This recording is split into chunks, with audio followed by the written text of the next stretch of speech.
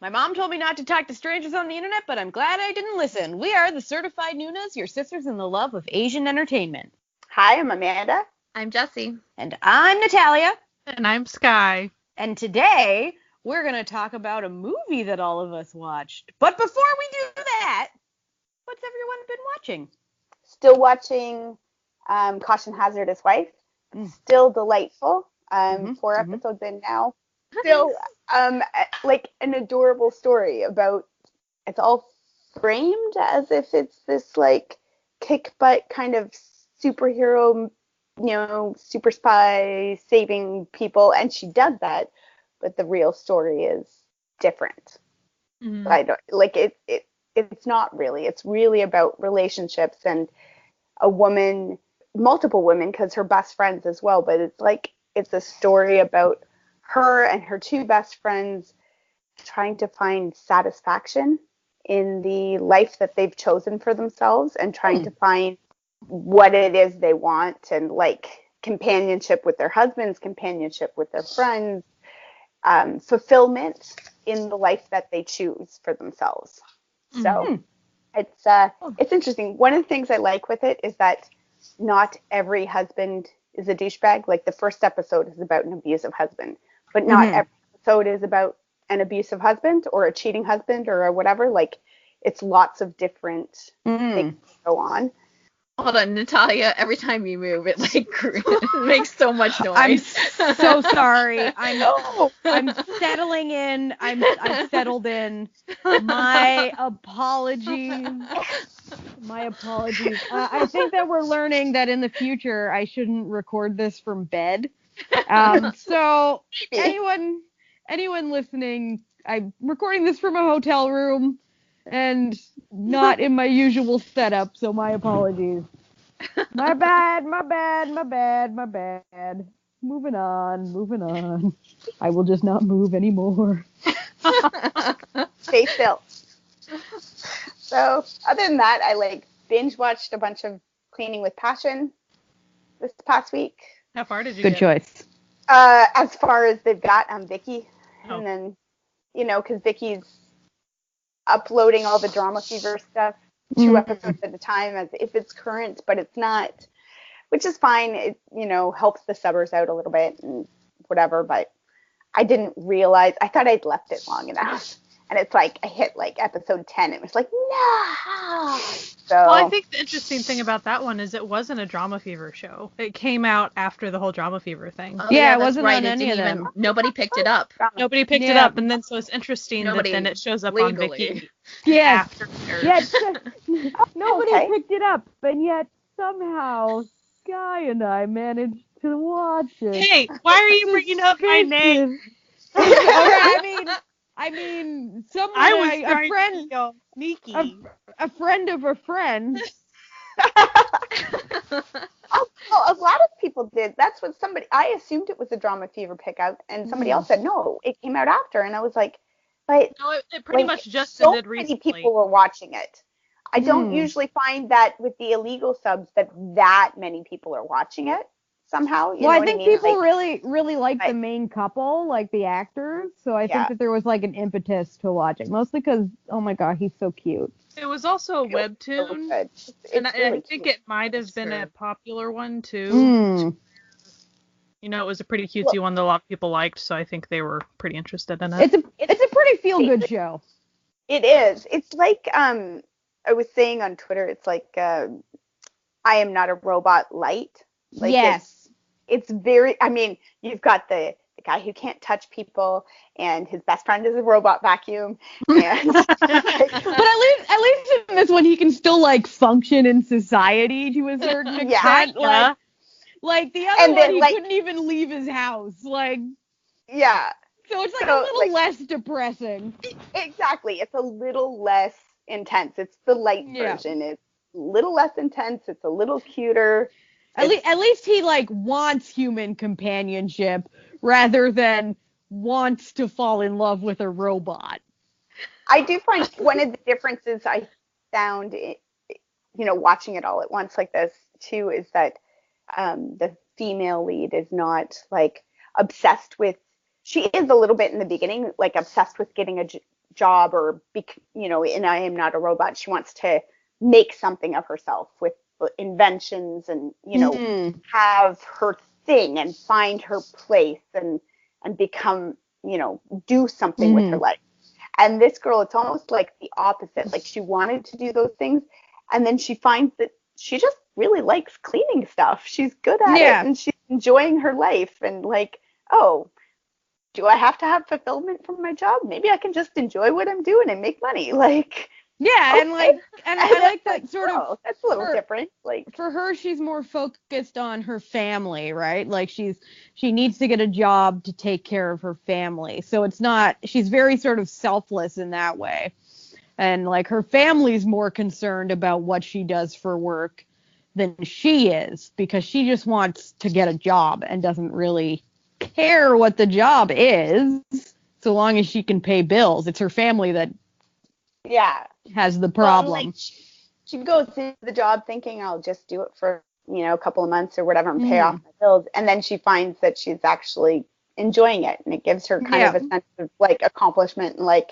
I'm getting something done and I'm working hard and I like the people I work with. So that movie was it Office Space, where the guy is like hates his office job, but then he's like, oh, I'm like a construction worker and I'm happy. Yay! Like, it feels like that a little bit at the midpoint anyway. I'm trying to think. Oh, and Legal High, which I completely forget that I'm watching, and then there's somebody on my Twitter who's watching it, and he'll tweet about it, and I'll be like, oh yeah, I'm watching that, and then I'll like go find it and watch it. So I'm caught up on that one, I think, now too. Maybe half an episode left, but it's I'm kind of finding I watch that one in the background.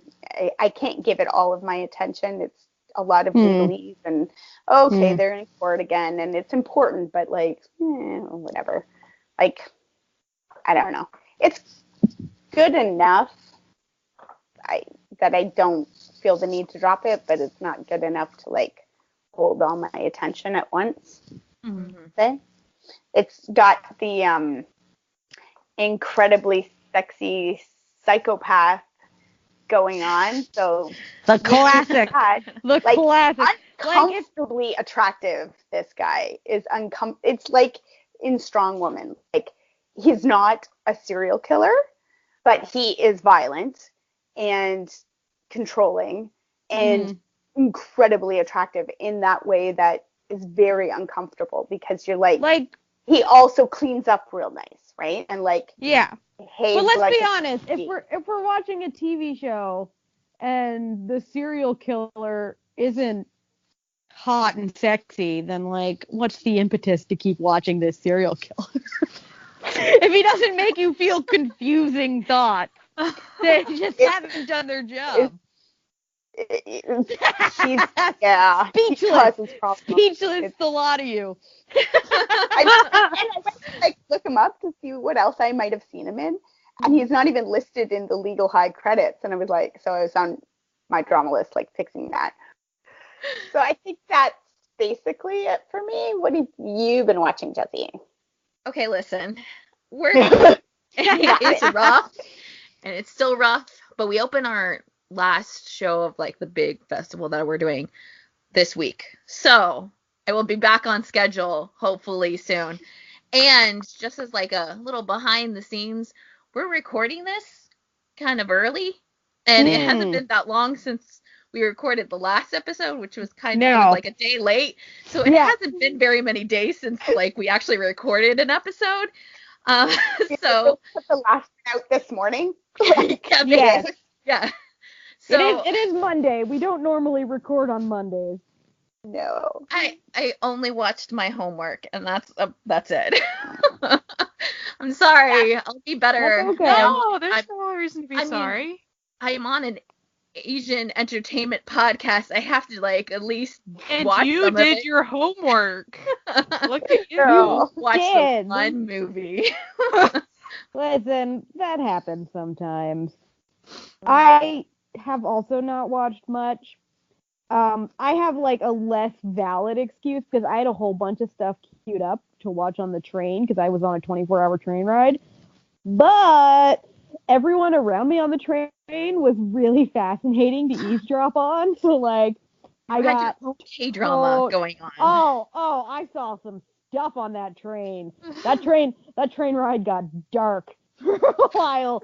Mostly for the poor bastard sitting next to me whose girlfriend dumped him via text while he was on the train on his way to go surprise his girlfriend, who then dumped him via text. Ow! So that took up like a good 5 hours of my time, where I pretended to be watching Two Moons so that he wouldn't know that I was really just reading everything that was happening on his phone like a terrible human. Like, dude, if you're listening to this, I'm so sorry what happened to you. At least you didn't live tweet it blow by blow like. Oh wait, but I did because person.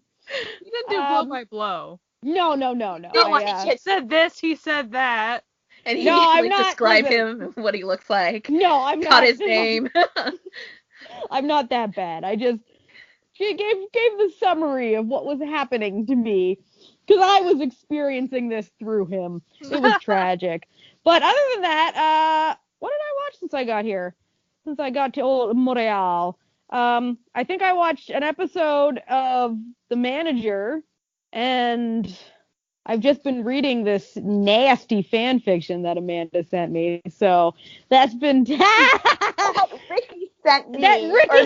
Trot would. Yeah. Trot sent it. Trot sent it, and then Amanda sent it to me, and then later in the evening, Ricky was like, "Oh man, I'm reading this fanfic that I think you'll like," and I'm like, "Is it the Two Moons Fourth Beam fanfic that has a bunch of chapters and is super nasty?" And he's like, "Yes!" I'm like, "Oh, that's been sent to me already, friend." That's basically what I've been up to. Oh, and I've been watching more Big Marvel on YouTube, mostly because I think he's hilarious, and my husband also thinks he's hilarious, so I watch it and sort of like elbow Briggsy, and I'm like, hey. Look, Big Marvel's playing a toy saxophone next to a professional saxophonist. It's hilarious. So yeah, that's basically what I've been up to. Him. Oh, who doesn't? Now, Sky, what about you? You look like you've been watching stuff. I've been watching stuff. I don't know if I know that I finished Romance is a Bonus Book, so I won't talk about it. I finished it. So that's done. I watched the first 2 episodes of He is Psychometric, which I liked. It was... So, a couple of the main characters are in high school. Okay. And to compare it to my other high school show that I'm kind of in the middle of / have on hold, My Strange Hero. So My Strange Hero, the main characters are older, but still set in high school because he goes back when he's like 30 or near 30. Right. So that's weird, but as far as maturity level wise, it's kind of different. So then He is Psychometric. It's a little bit more high school humor going on as far as it just is. But his little skill of being able to touch something and kind of see its history, kind of like he can spy cam anyone that touched the thing, essentially. And then he can do it with people too, but I don't think we have... Yeah, he can brush past somebody and kind of get their kind of darkest tragedy type thing. It doesn't go super dark with that, but pretty much that's usually what stands out to him, their most memorable thing, which is usually kind of a sad memory. So it's interesting that he can do it to people and things. It's not controlled whatsoever.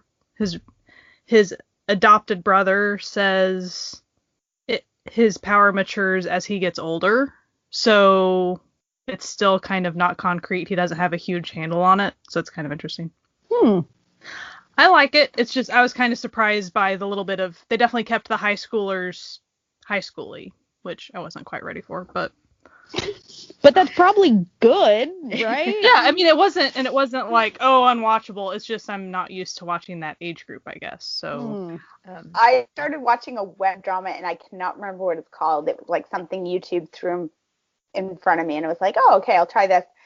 And it's set in high school, and I was like, what am I watching? Because it is not your typical Korean high school drama affair. These kids are like drinking and slutting it up, and you're just like, what is going You're like, wait a second. Am I watching an American web drama that just stars only Koreans? Seriously, it's like I'm watching Riverdale up in here. It's like, what? Oh, don't even get me started on Riverdale.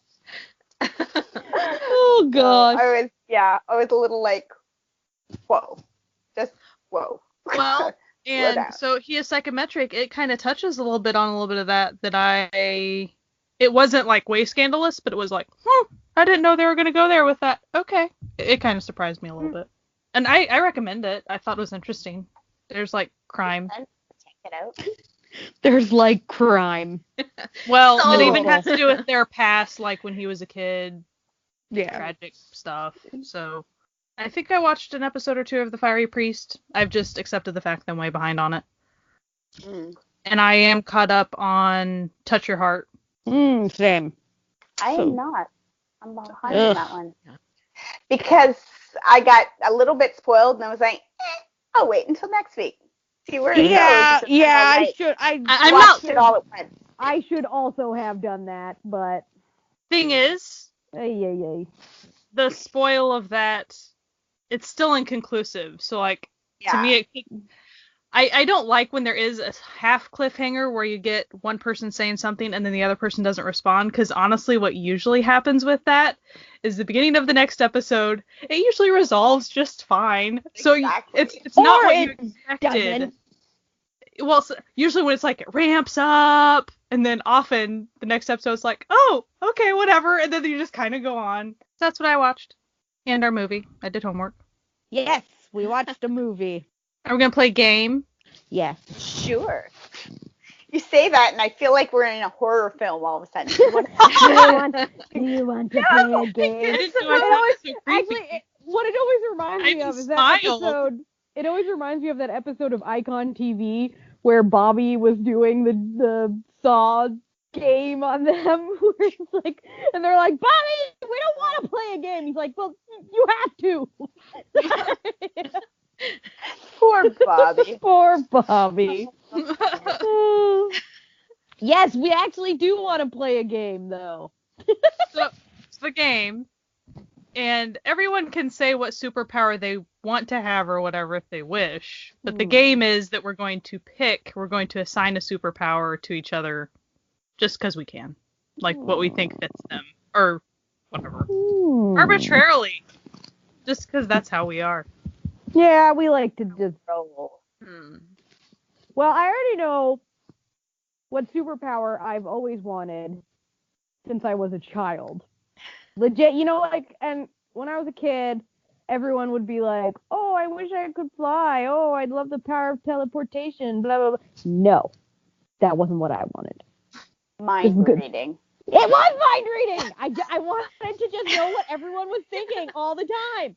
And so it always really when I was a kid, and less so now, but it always bothered me that you can never really know what someone is really like, and that everyone has their own internal monologues that was similar to mine. And I was like, but no one ever knows so I always just wanted to read people's minds. And so I eavesdrop on strangers constantly, as my Twitter knows. Literally all the time, because I just want to read people's minds. I want to know what's going on. All the time. You don't leave the house all the time. Like every time I leave the house, I end up every chance eavesdropping. There you go. Like if I'm around people, I'm eavesdropping on them. No one's ever gonna invite me anywhere ever again. I'm definitely in the teleportation crowd. I'd like, because I am such a procrastinator that I'll look and I'll go, oh, I've got half an hour to get there and it only takes 10 minutes. Perfect. And then I'll blow half an hour and I'll be like, oh, now I'm going to be late. All the time. Every time. I'm always late for everything. And it's like the more time that I have, the more likely it is that I'm going to be late. Because the more likely it is that I will look at that amount of time and go, oh, I can get all these things done in that time. So you're a time optimist. Yeah, sure.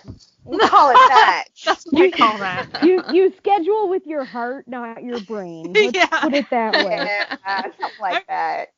I've always wanted to be able to talk to animals or like listen to animals because I think they'd be the best eavesdropper ever because they can go in places that you wouldn't necessarily be able to and nobody would know they're in there, and then you can find out about different things, and you can also find out weird things. What I'm reading is that you just want to be a spy, but you want to use animals to do your dirty work.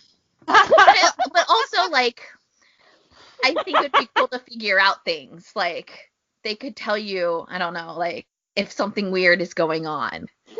Aliens, basically. I want them to tell me if aliens are real. But why would they know? Like, why would the average, like, cat know if aliens were real? That's why I want to talk to all animals, not just cats, so... Well, I feel like, okay, like, why would dolphins know if aliens were real? Like, why would any animal know? Hello? Of course dolphins know, come on. Dolphins know everything. Like, you're saying that, like, aliens can't go into the water? Like, seriously, come on. I'm not saying that. I'm just saying, why would... Like, the aliens have only revealed themselves to the dolphins in this scenario. Dolphins are the aliens. Have you never watched Hitchhiker's Guide? I have. I'm just picking an animal out of my, Thanks for the fish. Animal. Thanks for all the fish. But no. That doesn't make sense. No? That doesn't make sense. It's my pick. I can choose whatever I want. No. Fair. Okay, shut up. Veto.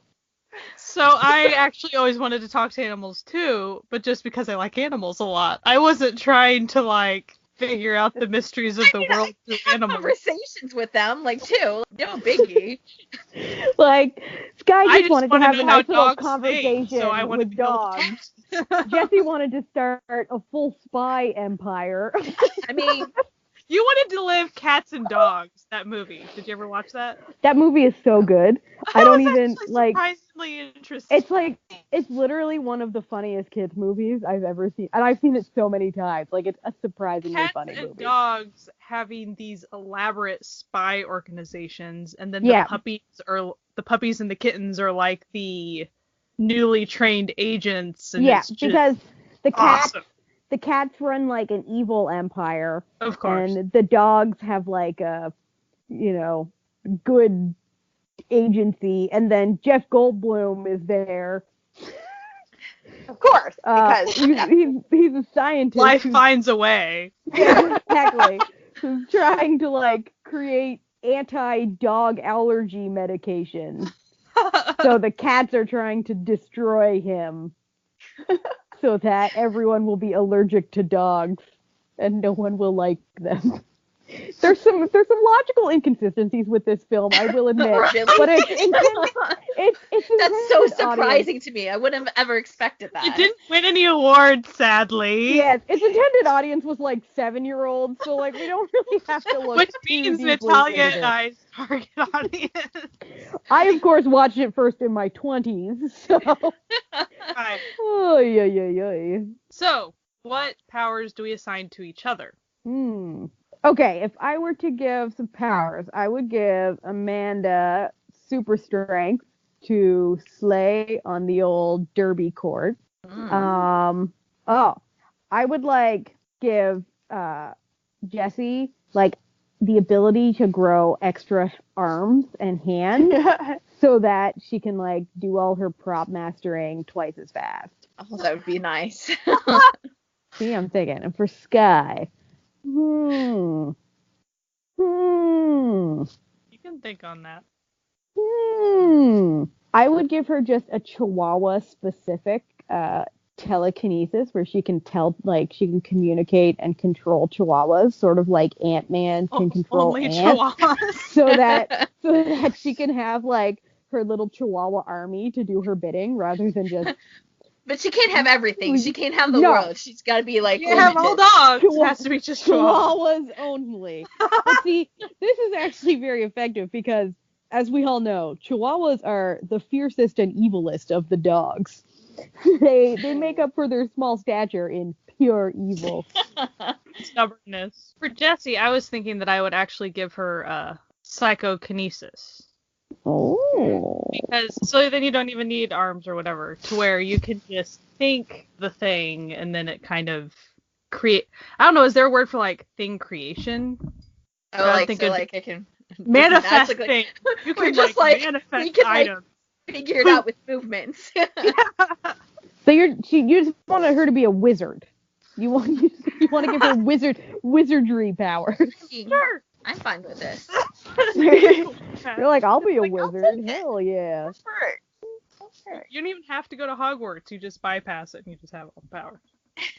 Nice. What about Amanda? You forgot one of us. No, I was just saying my random thought on Jessie. We can be random with this. Okay. Because my random thought for Natalia was that right now I feel like teleportation would be a great one for you, with your husband being so far away from you that you guys could like spend way more time together, because you could just be like, boop, here I am, and then back for work, and then save you some. If I did have the power of teleportation, how would we all enjoy my train tips and train stories? Train tip number 5602. I think for Amanda, I would give you the ability to be able to understand different languages. Because I feel like when you watch a lot of dramas, you're usually doing like a bunch of different things, like around the house or something like that. So it would be nice if you could have them in the background and actually have them in the background and know what they're saying. Nice. And then you could be like, I don't know, doing laundry or like doing or knitting or like whatever that would like keep you from like actually reading the subtitles. I mean, I feel like everybody would love that, but if you actually like, I mean, that would be useful beyond just drama watching, but it would be definitely useful. Very, very useful for drama watching. I mean, you watch so many different ones too. Like within, I think you do the most. Maybe Natalia also, like just a Thai, Japanese, Korean. So jump in between the multiple. I like it. I'm watching something Turkish with my husband right now. There you go, and you could be actually like understanding it. Yeah, we're watching it dubbed because he doesn't want to read his shows, which is weird because we're watching it dubbed with the closed captioning. I thought of one from Sky. Well, like it's kind of the same as everybody else, but I was trying to like find a little different spin on it, but something to do with teleportation, but like purely in reference to how many concerts you go to, because you travel a lot. And I feel like if you didn't have to like spend the time traveling or spend the money traveling, it's either that or you're able to magically make a ticket stub change into another ticket stub. So maybe like you have one ticket stub and it changes into like, your Astro tickets, and then it turns into like 80s, but then also turns into whatever like Western music. Or she can stop time so that she has all the time in the world on the website to go get the good ticket. That's a great one. That's a great power. You could like sit there and like look and be like, oh, that seems like a good one. Click, click. BT dubs. So like, okay, the Astro concert ticket chaos. There's still tickets available. So I don't know what all that insanity was about. Just saying. That's crazy because it really was nonstop. Very difficult to get tickets that first day. It was very difficult, and yet there are still plenty of tickets available. So Jessie pretty much wants me to have like that Doctor Who paper that nice. What was that called? I don't even remember. I don't remember. Psychic paper or something. Something like that, yeah. He's like, this is about this. Cool. Yeah. I'll take it. That feels useful. Uh-huh. That feels incredibly useful, yeah. Yeah. I like I was trying to think if there was anything that would be good with like art-wise with Natalia, but I don't know how much stuff you like go into. Like I know you do your graphics work, but I don't know if you like use any other media. So like if it was like if you use like Copic markers, like to always have it like full so you never have to buy more because they're stupid expensive. Or I dabble in all sorts of DIY. I'm not great at it. maybe a good superpower would be the ability to put what is in your mind directly on paper. Right, directly on the paper, directly on the screen. Bam, there. This is how I want it to look, and now it does. That'd be so great if it like shoot it out of your eyes, and you're like, done. No, or like it just sort of like connects with the pen that I'm holding. Like suddenly, my hand does its own magical. Doctor Strange. Yeah, but, like, exactly. You could also like just be like watching something, and then it's just like doing it for you.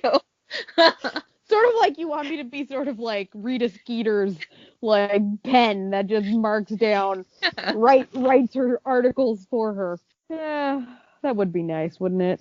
I keep just going back to teleportation for Amanda because I think with all of her kids' sports and stuff, it'd be super handy. But I mean, or, like, assuming that I can take somebody with me. Yes, like, yeah, you pretty much. If I just show up at swimming lessons and I don't got a kid with me, it's not that helpful. No, it's just like a creepy lady who's hanging out at kids' swimming lessons without a kid. Kind of like Star Trek teleportation. Like, well, we're gonna head here now. Cool. Everybody get in. Yeah, everybody get in. Let's go. That would be very handy, very helpful. I would enjoy that. Or cloning, but I think teleportation would be more fun.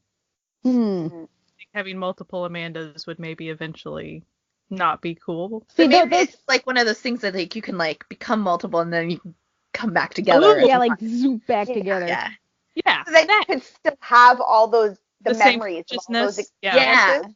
Yeah, that would be good.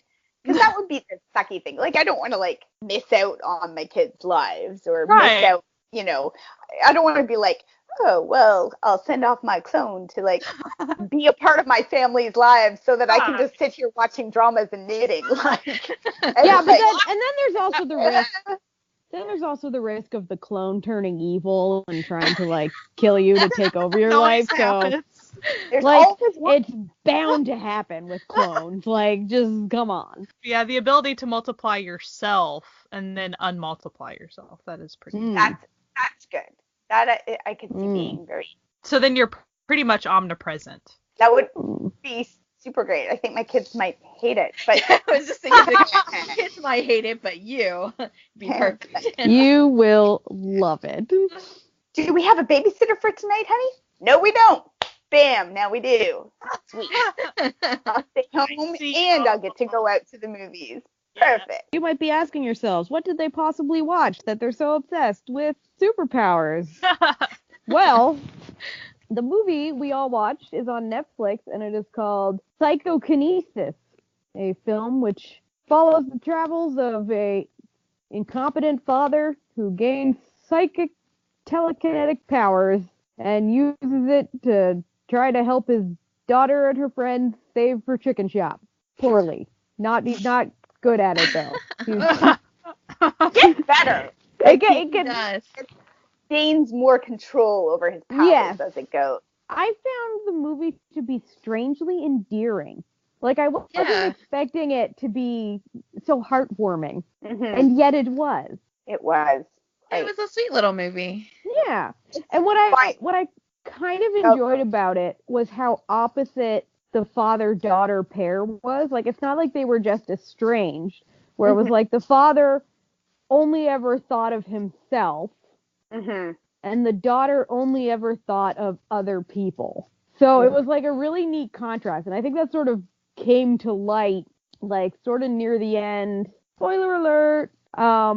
Where, like, the SWAT team has her in that, like, elevator thing, and it, like, breaks, and the one SWAT guy who is basically working to ruin her life is hanging and screaming for help, and she's the only one who'll help him, despite the fact that there's all these other SWAT guys there. On his team. And she's the only one who'll help him to her own detriment. Like, they are enemies. And she's like, nah, I gotta help this guy. Yeah. Yeah, exactly.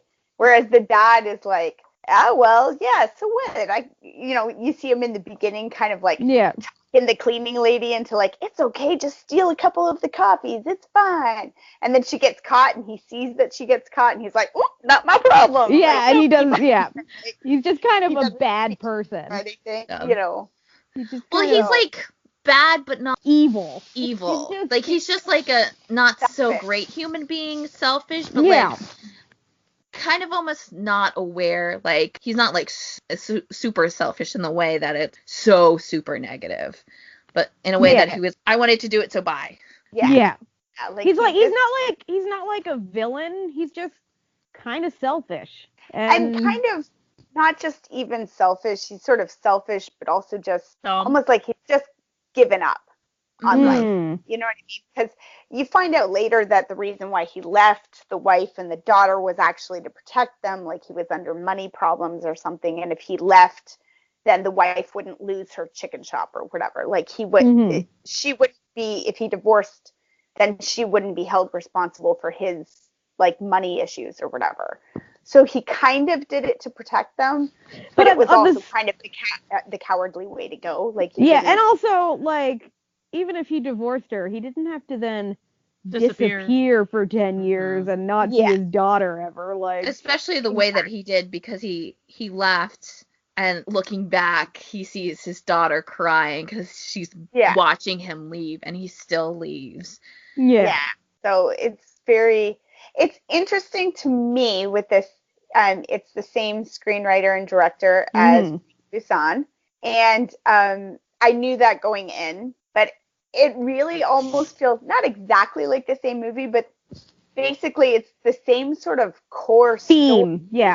With a different supernatural framework around it. Like it's funny because it's a superpower, but like even in that, like both were very similar in that the superpower thing is not the thing. Like it's the family story is the people are the story, and they're on the backdrop of this thing. Like his superpower, the way he gets it is like so.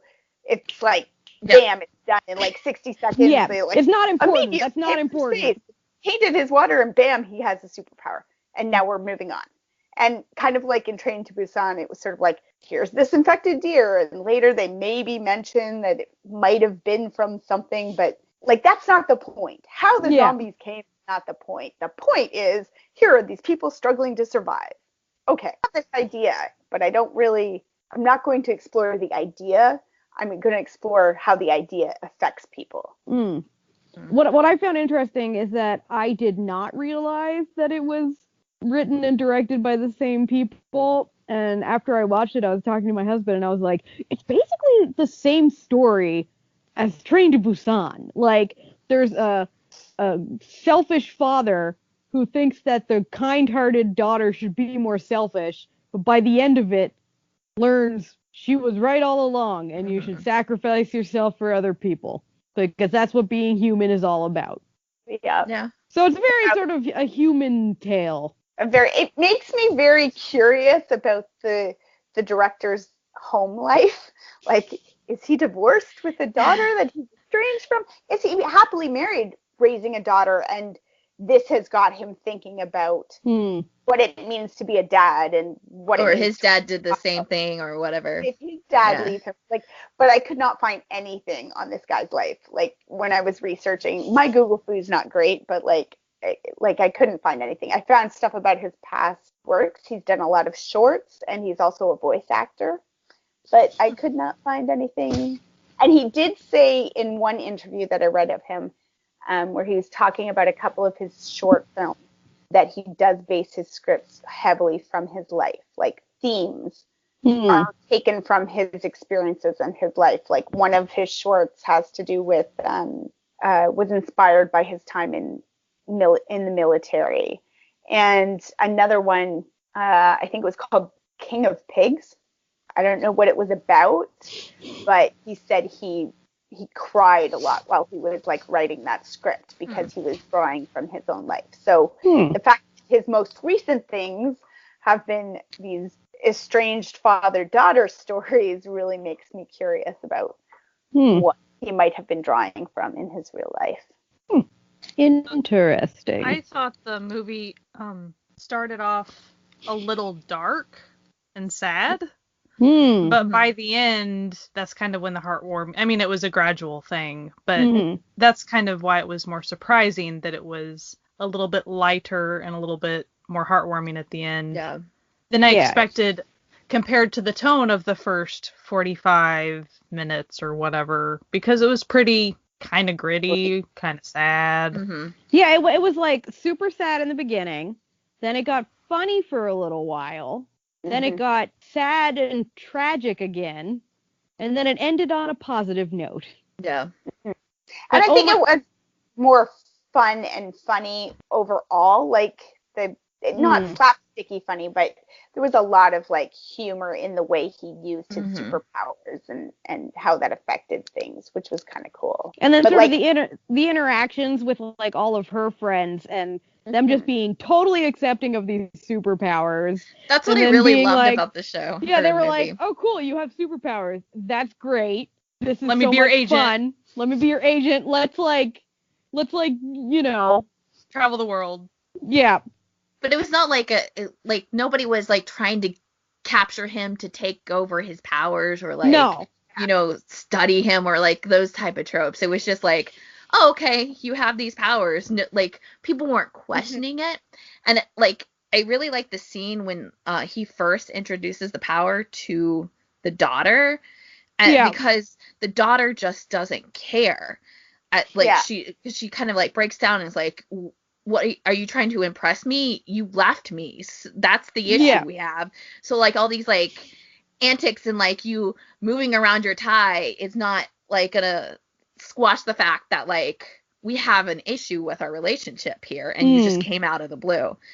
I also really liked how his power, he was so bad at it, especially like he was bad at controlling it with his emotions. Like when he was like, because there's a part when he's like just busting out of jail and then going, like getting out of the building and then he keeps on bumping into things and that sort of thing.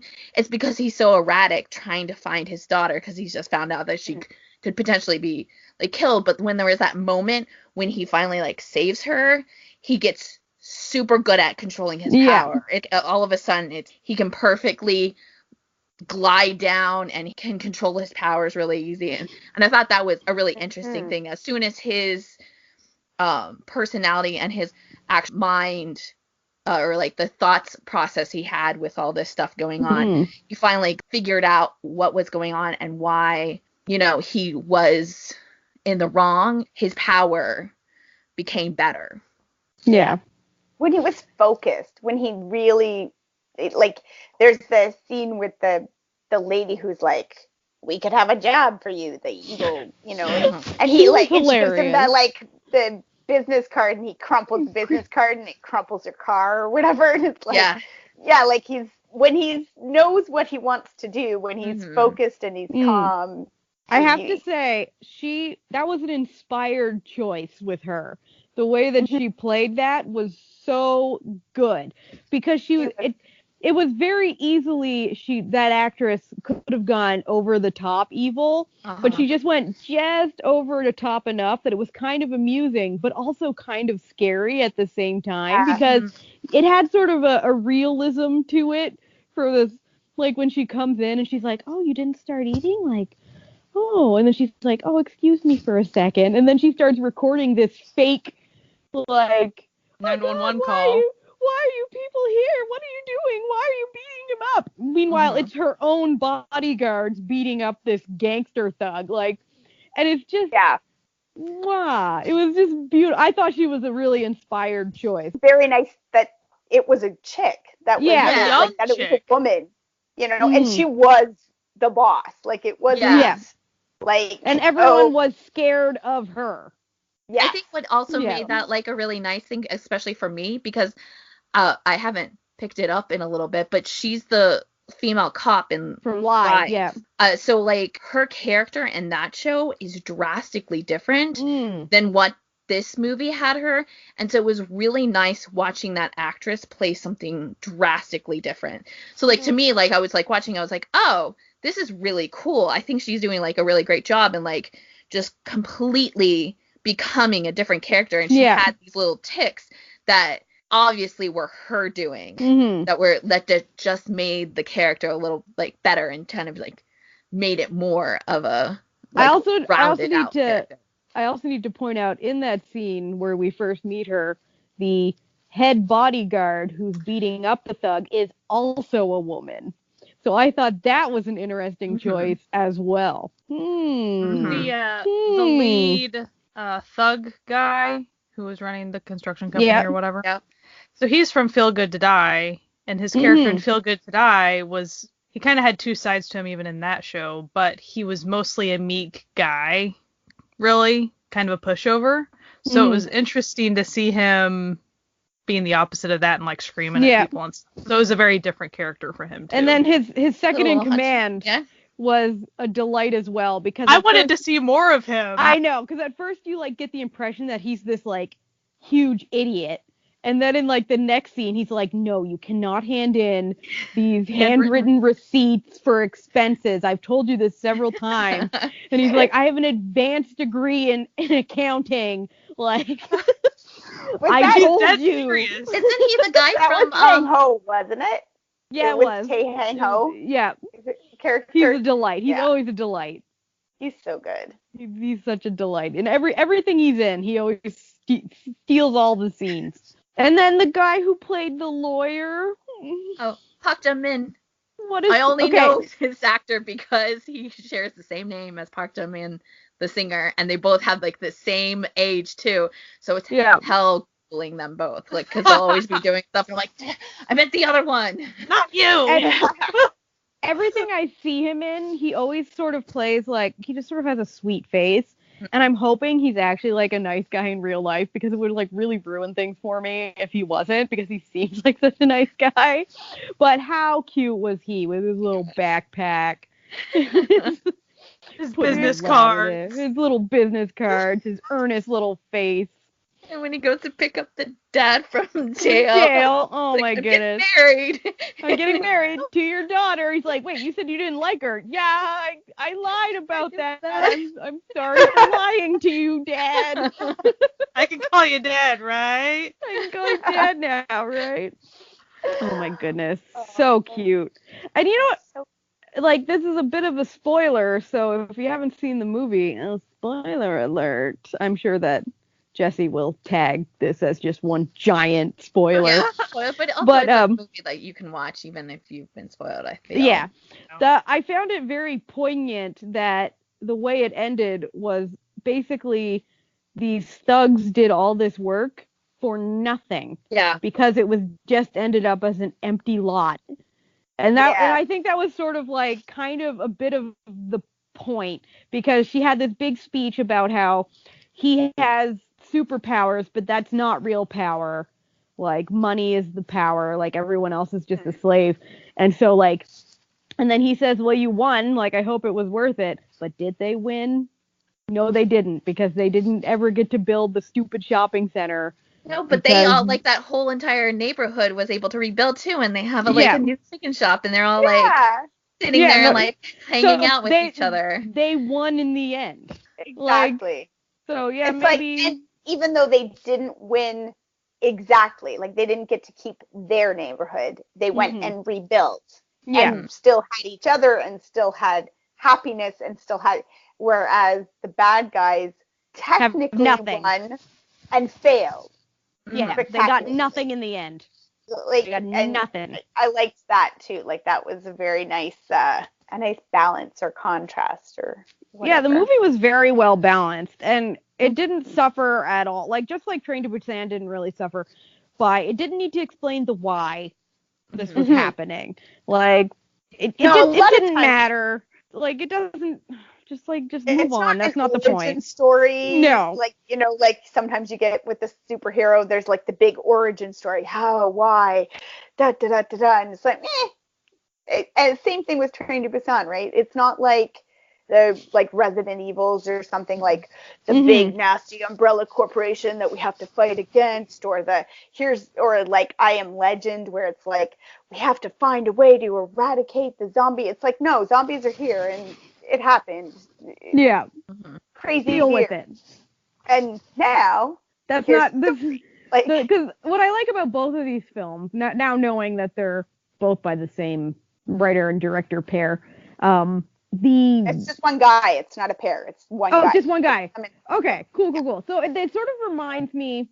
There's an American movie that this movie sort of feels like the more fun version of, and it's called Chronicle, and it's like a found footage film about a kid. Basically, he gets superpowers. Him and his 3 buddies all get superpowers, and sort of how differences in their circumstance lead to either good or bad choices to how they use their powers. It's a really good film. If you can watch it, you should watch it. It's like one of my favorite movies. But it sort of has the same... It might be on Netflix. It used to be on Netflix. I think it's still on Netflix, because anyway. And it's sort of... So it's these movies that, like, if you're watching a Marvel or DC movie, the point is the superpowers and the action. So it's like an action movie, and it's very, plot-driven. Whereas these movies are like, they're character studies that just so happen to take place in a world of superpowers or zombies or whatever. So it's like in Train to Busan, the story is not that there's a train filled with zombies. That's just a plot device to lead to a reconciliation between an estranged father and daughter. And so superpowers in this becomes just a vehicle to lead to reconciliation between father and daughter. Something's going on with this guy.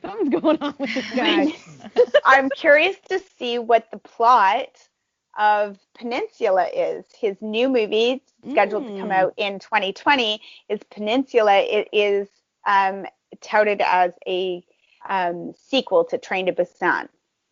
So I'm curious to see what the actual story is going to be there.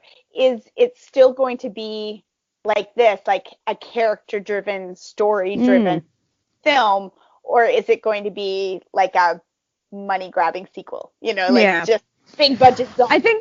I think it's sort of interesting because until you actually think about it, like with these 2 movies specifically, it's like if you just look at it on the surface value and you're not really thinking much, they just look like, your average zombie movie, average, superhero learning to use his powers film. But, like, they're really not. So, like, I was actually talking with someone about Train to Busan recently, and they were like, yeah, I couldn't really get into it. Like, I couldn't understand them, like, MMA fighting zombies. And I was like, that wasn't really the point, though. Yeah.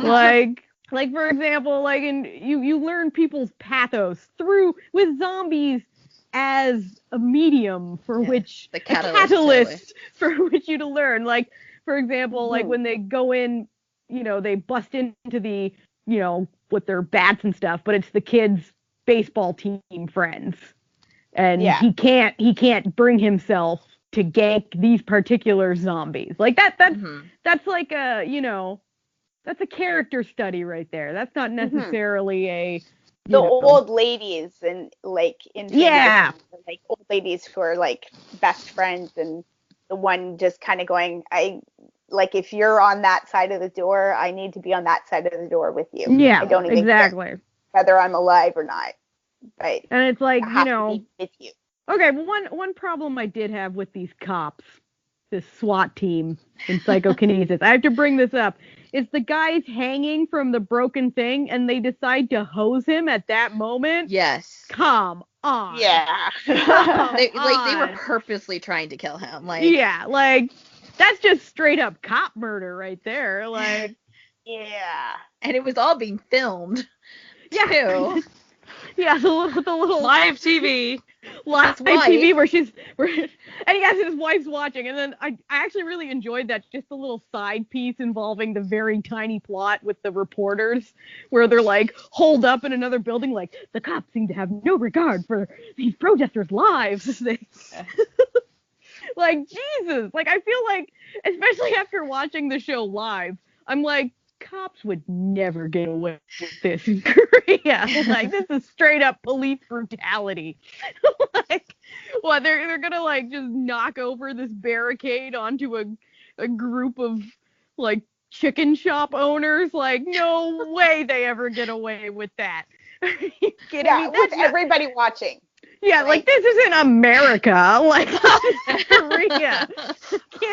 They're like, oh, the building's on fire. It's like, who cares? Like, bust in and like beat up the protesters. It's like, no, that's not what would happen. Like, are you kidding me with this?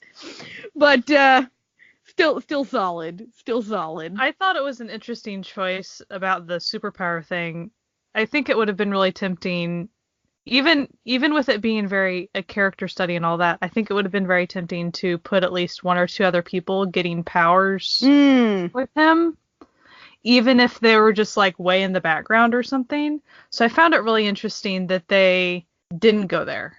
Yeah. Like, you see him get his powers, and to me, the whole time I'm like, but that spring at the park has water in it that's giving people powers. I know people were drinking from it after, like, him. But, like, it was like they showed that it was such a minuscule amount that it just traveled, and it was, like, just tiny, it was also, that it was this like, tiny, minuscule amount, it just affected him. Yeah, that and then it was power was minuscule, too. And there was a moment I was like, when is that everybody else gonna drink the water and get more power? There are people behind him. What I sort of liked about it is that even he himself sort of admits that he is like the worst person ever to be given this power. And he when the lawyer's like, well, where do you think it came from? And he's like, I guess it was her mom, because like who else would be done? Like, the only reason that I should have this power is to reconcile and help my daughter, because otherwise, like, I'm just useless, and why would anyone give me this power? Because I'm the worst. And he is. He's very self-aware at the end. Yeah, he's kind of the worst until like the last 20 minutes of the movie. But such a heartwarming film. Mm-hmm. Strangely heartwarming. I think so. And it's like. And there's really nothing in it that would, like you could easily watch this with, like a 13-year-old and a 14-year-old, and there's nothing there that's gonna. That was really uncomfortable or shocking for me was the way the mom died. It was like, that was so. You're like, okay, and then all of a sudden you're like, whoa, and like you see it happening, and you're like, no, like because you sort of sense that it has to happen, like, plot-wise. Like, something bad has to happen. But then, like, when it does, it happens, like, just so suddenly. And so and you're like, what? like, no. It's surprising. That would be the only that would... Like, you could honestly start at the funeral and probably be okay. Yeah. If someone really couldn't handle that. Then you wouldn't really have I get why it was included. Yeah. Like, cause you gotta really hate the thugs. You gotta really hate them. It's not like it's super graphic or gruesome. It's not gory or anything. No, like you don't see any blood or anything, but you just know. You didn't expect it to happen that way. Mm-hmm. Like when it happens and the way it happens, you're like, what? Like, what? Like, yeah, but it's not like. It's not horrific or gruesome or graphic. It's just... Yeah. I do think it's a much more accessible movie than Train to Busan for some types of people. Yeah. Or the people that aren't into zombies and find them kind of creepy. It's like, there's really nothing creepy going on in this. Yeah. As long as you can handle the fighting. Thugs. Yeah. I mean, like, really, it's just the thugs being, mean and taking over people's houses, like their homes and their lives. And kicking them a couple times. Mm-hmm. Yeah, hitting them with some bats. Interested. I just looked up Train to Busan 2 on IMDb. So on IMDb, it's called Train to Busan 2: The Cure, and it's interesting that the cast list. Like, I don't know how accurate this is, but like it's like Hyunbin and Ganyu's listed as being in it. Ma Dong-suk is listed as being in it. Lee Jong. But they died. They died in that movie. Spoiler alert. Lee Jisoo is listed in the credits for this. What? There. You guys should see our reactions right now. They were all silent, but they were all amazed. Okay. So but I a lot of them get are it. listed as infected number 5, infected number 7. Yeah, but okay, but like, I can see how maybe Gong Yu could be in it because like he just fell off the train. But True. didn't the train explode? Like the one with Matt stuck on it? Like, Maybe didn't it? It's Wasn't there a fire? like Am I forgetting this? Or something, That's true. He was they part are of listed the by thing their that made character it. name. Mm. They're not listed by like infected Character number names. 4 or whatever, right? Mhm. They're listed by Okay, their that's character possible name. then. But Interesting. It's called The Cure. Mm. There's a chance. There's a chance.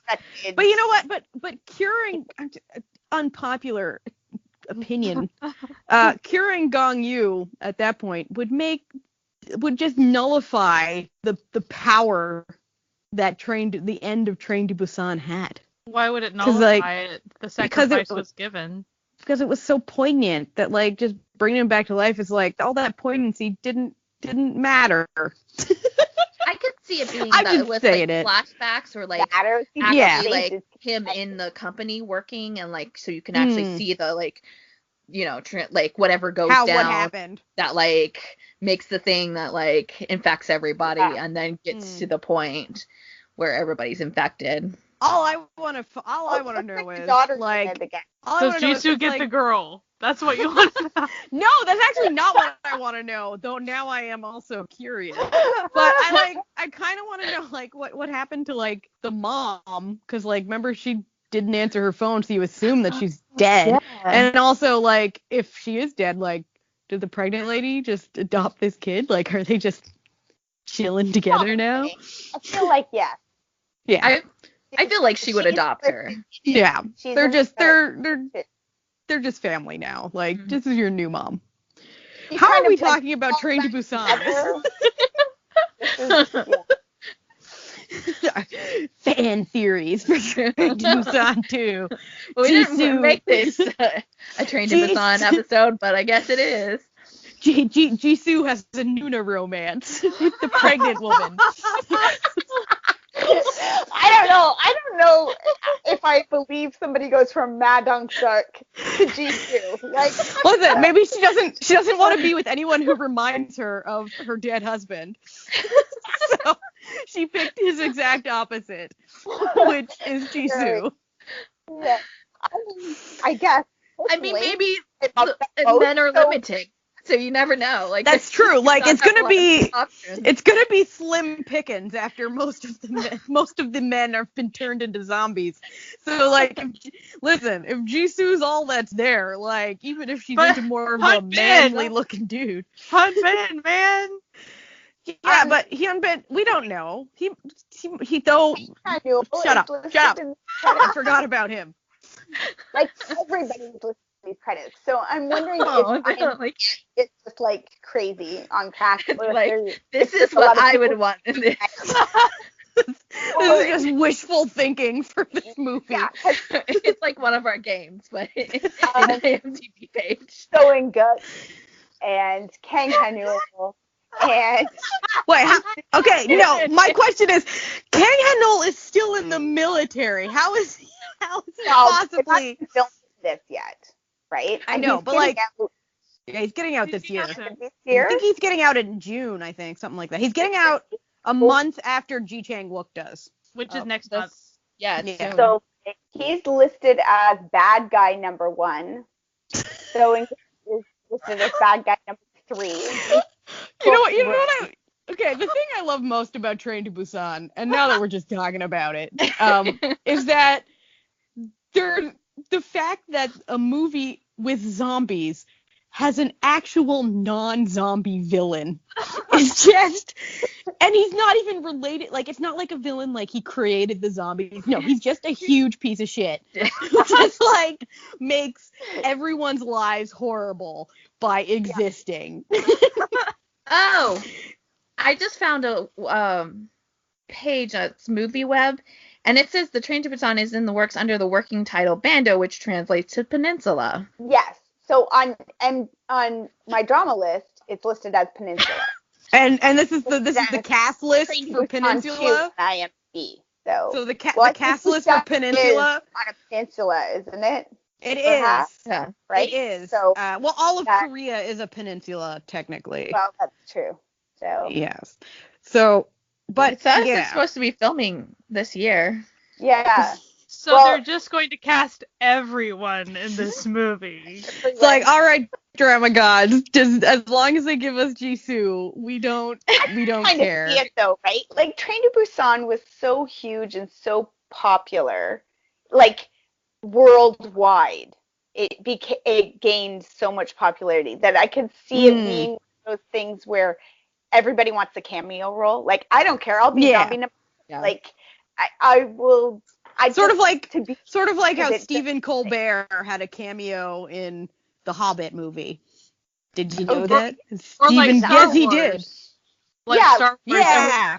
Please, just put me in a stormtrooper outfit. It's all good. Like. Yeah.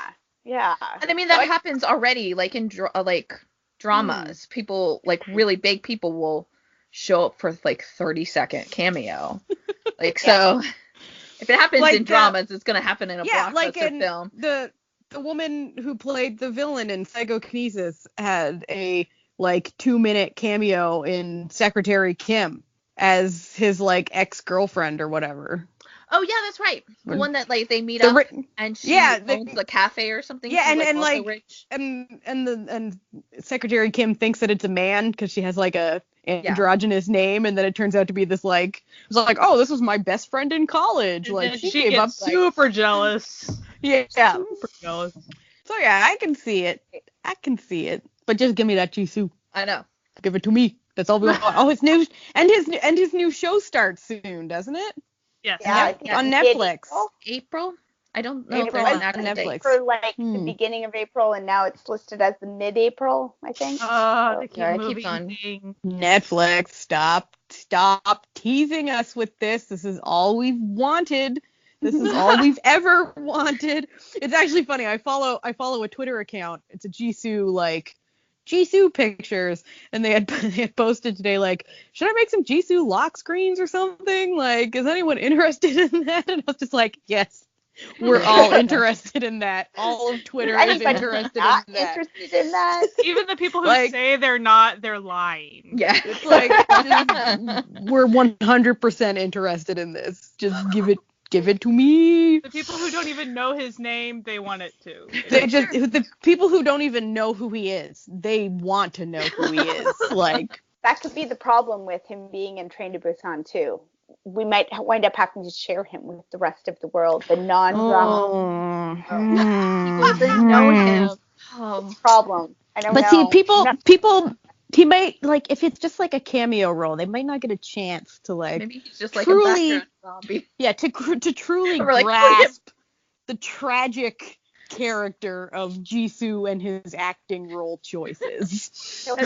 We know the background. She's zombie and she eats his face. Be perfect. This is exactly what we expected from him. No, you know who would be the perfect role for him?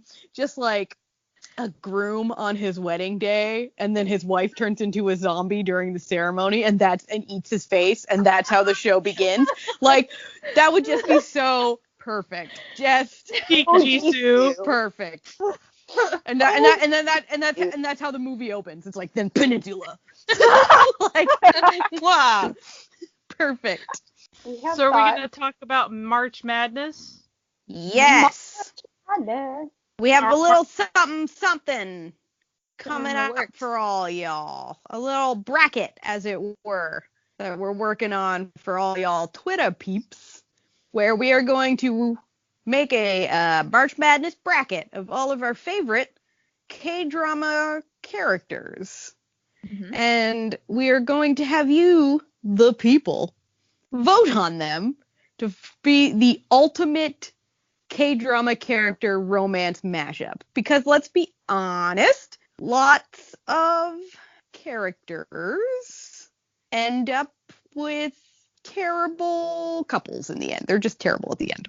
So we're giving you, the people, because we believe in democracy, the ability to rewrite your own destinies of K-drama, the destinies of fake fictional characters by voting on who should end up with who, basically.